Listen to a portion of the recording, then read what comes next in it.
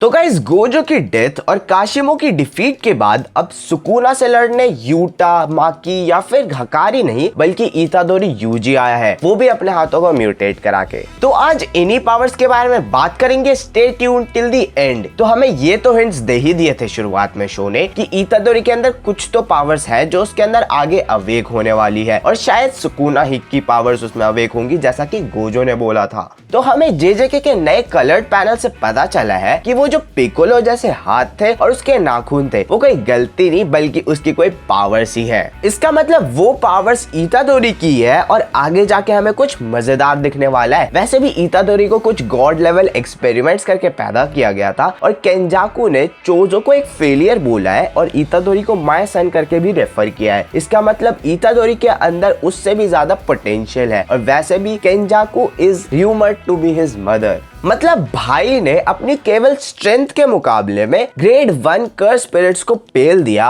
और special grade Utah ओकुत्सु से भी बहुत अच्छी फाइट करी थी। और नॉट टू मेंशन भाई ने 5 मिनट में ही तोदो से ब्लैक फ्लैश सीख लिया और मोस्ट कंसेक्यूटिव ब्लैक फ्लैशेस का रिकॉर्ड भी तोड़ दिया और वो भी इतने कम टाइम में। भाई यार वो सिर्फ फर्स्ट ईयर ही है और उसने advance techniques like divergent flash को भी मास्टर कर लिया है जो कि हमें हकारी और काशिमो के केस में भी देखने को मिली थी। बेसिकली वो बस एक चीज है जिससे तुम्हारे कर्स के ट्रेड्स तुम्हारे पंचेस में आ जाते हैं। जैसे कि इतादोरी के ट्रेड्स है लैग, यानी उसका पंच जब वो एक बारी मारता है तो लैग की वजह से 2 बारी लगता है। वैसे ही काशिमो के ट्रेड्स थे इलेक्ट्रिसिटी और हकारी के थे रफ एजेस यानी सैंड पेपर जैसे मुक्के। तो भाई अब सोचो वो कितना स्ट्रॉन्ग हो गया है। ब्लैक फ्लैश से तो सुकुना भी फेंट हो गया था और वो ऊपर से अब कर्स चीजों को खाकर भी एनर्जी गेन कर सकता है जैसा कि उसने डेथ पेंटिंग वॉर्म्स को खाकर दिखाया ही है। तो अब इन सब चीजों से ये तो प्रूव हो गया कि उसके पास कुछ तो पावर्स है जो हमें पता लगानी है। तो अब आते हैं उसकी पावर्स की रियल एक्सप्लेनेशन पर। तो उसके क्लॉज एकदम सुकुना के जैसे लगते हैं जो कि चैप्टर 1 में हमें दिखाया गया था, लेकिन वो सिर्फ एक हाथ में थे और ऊपर से वैसे क्लॉज उसके हिएनारा वाली फॉर्म या फिर मेगुमी की बॉडी में नहीं आती। तो क्या पता वो इतादोरी की कोई फॉर्म हो जिसको उसने थोड़ा थोड़ा यूज किया है।